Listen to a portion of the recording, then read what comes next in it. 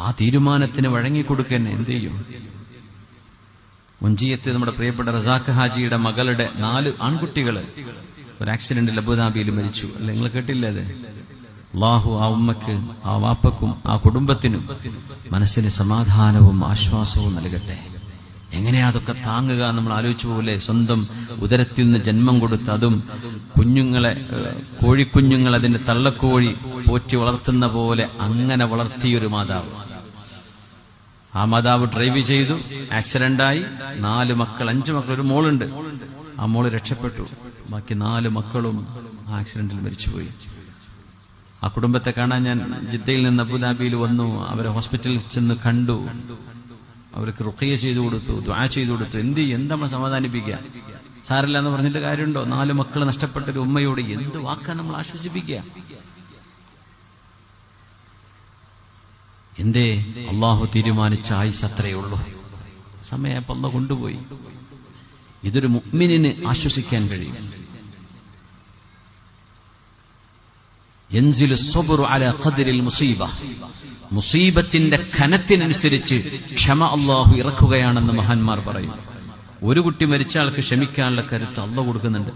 ഞാൻ അവരുടെ ഹോസ്പിറ്റലിൽ റൂമിലേക്ക് കയറി ചെല്ലുമ്പോൾ അവര് കൈകളൊക്കെ മുറിവായി, ഫ്രാക്ചറായിട്ട് ആ ഉമ്മ കിടക്കുന്നുണ്ട്. ഇപ്പുറത്ത് ഭർത്താവുണ്ട്, കുട്ടികളുടെ വാപ്പ. അദ്ദേഹത്തിന് കാലിന് ലത്തീഫ് സാഹിബ്, അള്ളാഹുക്കൊക്കെ വളരെ പെട്ടെന്ന് ശിഫ കൊടുക്കട്ടെ, മനസ്സിന് സമാധാനം കൊടുക്കട്ടെ. എങ്ങനെയാ അതൊക്കെ പറയാ? 5 മക്കളിൽ 4 മക്കളും, അത് ഒരു പെൺകുട്ടി, 4 ആൺകുട്ടികൾ, 4 ആൺകുട്ടികളും മരിച്ചു.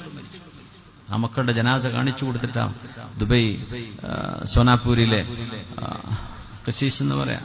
സോനാപൂർ നമ്മൾ ആൾക്കാരുടെ പേരാണ്.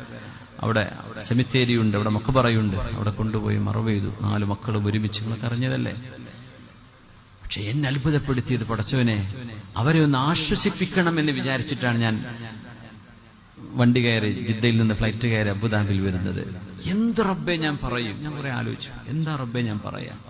എന്തെങ്കിലും ഒരു വാക്ക് പറഞ്ഞാൽ അവര് പൊട്ടിത്തെറിക്കും, അവര് പൊട്ടിത്തകരും. സംഭവിച്ച യാഥാർത്ഥ്യം അവരറിഞ്ഞു. മക്കളെ കൊണ്ടുപോയി മറവ് ചെയ്തു. ഞാൻ ചെന്നപ്പോ വാപ്പ അവര് ദുബൈയിൽ നിന്ന് മറവ് ചെയ്ത് വരുന്നുള്ളൂ, ഉസ്താദ് കുറച്ച് വെയിറ്റ് ചെയ്യണം, അവര് ഹോസ്പിറ്റലിലേക്ക് ഇപ്പൊ എത്തും. കുട്ടിയുടെ വാപ്പ, കുട്ടിയുടെ ഉമ്മ അവിടെ ഉണ്ട്, ഹോസ്പിറ്റലിലുണ്ട്, അബുദാബിയിലെ മഫറഖ് ഹോസ്പിറ്റലിൽ. ഞാൻ അള്ളാഹുവിനോട് ദുആ ചെയ്ത്, പടച്ചവനെ, ഞാൻ എന്റെ മനസ്സ് പൊട്ടാതെ, നമ്മൾ പൊട്ടിക്കരഞ്ഞു പോകൂലേ ഒരു അങ്ങനത്തെ ഒരു അവസ്ഥയിൽ നിൽക്കുന്ന ഒരാളെ കണ്ടുപോയാൽ, എനിക്കത് സംഭവിക്കരുത് പടച്ചവനെ. ഞാനൊരു മനസ്സുറപ്പിൽ എനിക്ക് നിന്നെ നിർത്തി തരണം. ഞാൻ പൊട്ടിത്തകർന്നാൽ പിന്നെ കൂട്ടക്കരച്ചില്ല. അതുകൊണ്ട് എന്റെ മനസ്സിനൊരു സബാത്ത് തരണം, ഉറപ്പ് തരണം പടച്ചവനെ എന്ന് ഞാൻ ദുആ ചെയ്തു. ഒന്നും ചെയ്തില്ല. 2 പേർക്കും നന്നായി റുഖിയ ചെയ്തു കൊടുത്തു, മന്ത്രിച്ചൂതി കൊടുത്തു, ക്ഷമ കിട്ടാനും സമാധാനം കിട്ടാനും. 2 ബോട്ടിൽ വെള്ളം റുഖിയ ചെയ്തു കൊടുത്തു, സമാധാനം ഉണ്ടാവാൻ വേണ്ടി നിയ്യത്ത് ചെയ്ത് കുടിക്കട്ടെ എന്ന് പറഞ്ഞിട്ട്. ഒന്നും പറഞ്ഞില്ല. എന്തു പറയാൻ?